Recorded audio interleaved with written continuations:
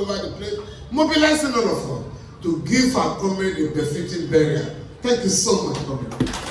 Now, on the struggle in the continent, for Africa, we need the likes of commemorators more than ever before to struggle to save the continent from the capture of neoliberal ideologues. From Joburg to Cairo, Africa is in trouble. Unlike in those days, when an African president could say to George Bush II, I am going to report you to your father one of these days. That's over Iraq. You know what it means to say, I'm going to report you to our father? That was what Mandela said to George Bush. We don't have such people any longer who could look imperialism in the face and spit on it. Today, the shame of Africa is that whereas leaders of Europe and America go around the world to visit countries and leaders, when it comes to Africa, even Obama had to summon our heads of state to Washington. And the young man in France had to summon our heads of state to Paris. And I asked one of them one day, I think the president of Ghana, and what kind of insult? Don't you know that Nkrumah will be turning in his grave? That you guys had to rush to London, to Washington, to Paris, like schoolboys and girls. Whereas those guys visit country, honor their presidents. That's number one. Number two, on the economy of the continent, again today, the economy of the continent has been captured completely by the IMF and World Bank. It is so bad now that the IMF has officials in our central bank, including Nigeria. It is the central bank that now harasses the government, removes subsidies from this, removes subsidy from that. That is IMF inciting our government against the Nigerian people. And that is what is going on in the continent. So we need to reorganize. We must go back to the 70s and 80s and 90s when we organized protests against the IMF. Today, IMF officials come in and out of Nigeria, and as if that is not enough, you are told that the resident World Bank representative in Abuja, incites our governments against the Nigerian people. So we have a duty to join issues with imperialism. And it's not just about Nigeria. It is the same policy they have in all African countries. Even where the West comes, they come here, they send their officials to say, don't have anything to do with the Chinese. Don't have anything to do with the Russians. And many of us are captured. We just swallow hook, line, and sinker. The dubious agenda of the West. Ajaokuta was meant to have transformed Nigeria. A country, like Nigeria, does not have iron and steel complex. That was what Ajaokuta was meant for. The Russians have trained 4,000 metallurgists. Many of them are old now, and some of them are dead. To put Ajaokuta in proper shape.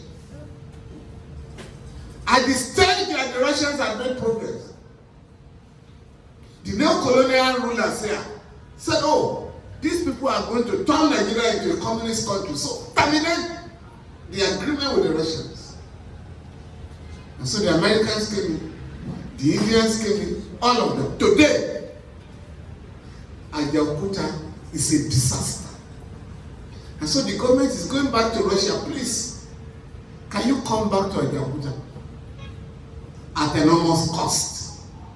Now with the crisis in Ukraine and Russia, Nigeria and Syria does not know where to stand. That every country determines its own interest, your domestic interest will guide your foreign affairs. Today we are in trouble. Now the West, the hypocritical West, is constantly reviewing its own position on the Ukraine-Russia war. Because if the West does not review its position, there's going to be global crisis very soon. They will have no gas during the next winter. They are already in trouble. The price of gas is up.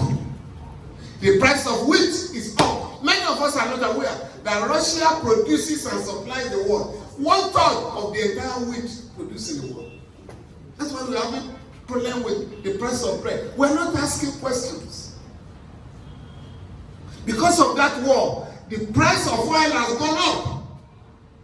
But because we are importing, because of the recklessness of the ruling class, we are importing fuel. A country that produces 6th largest producer of oil among European countries, we are importing. So what we should be gaining, we are spending on reckless importation.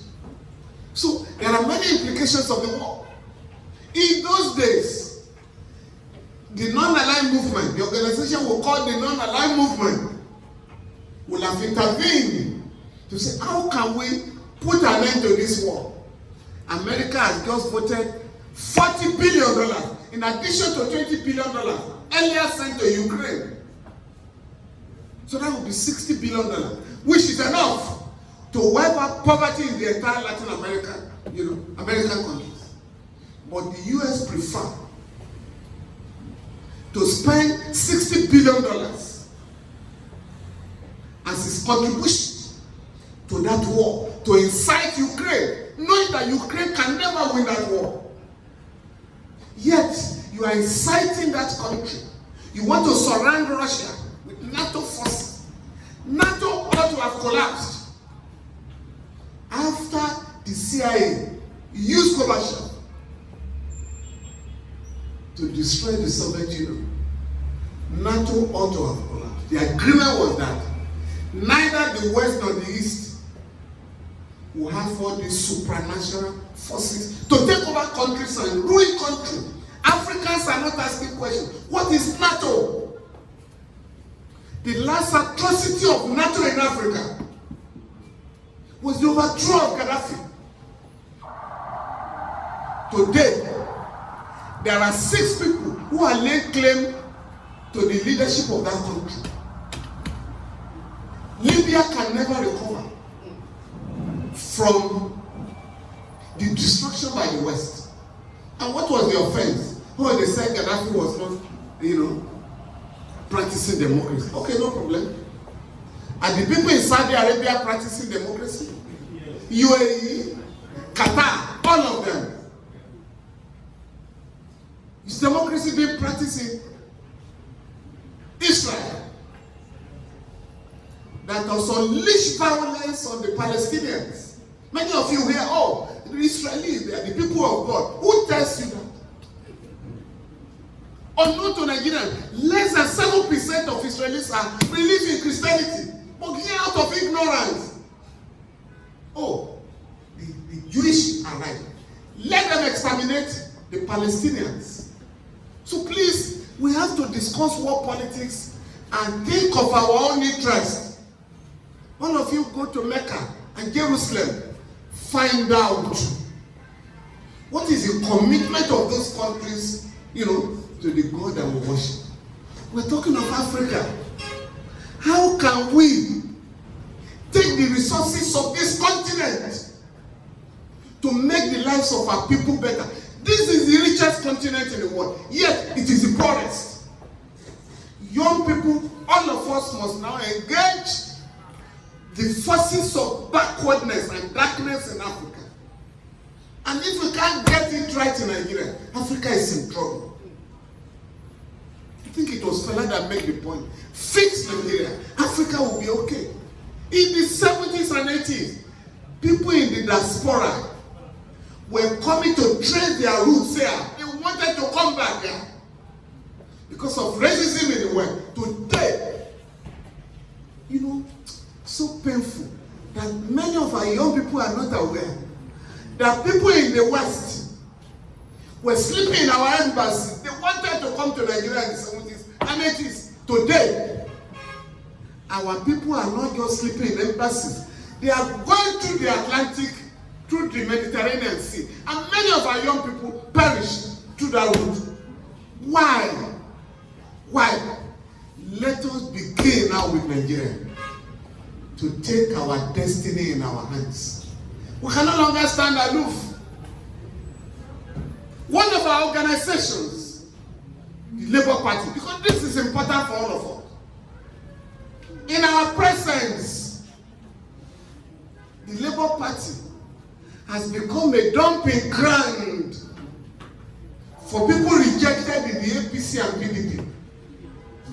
We must make it in Russia.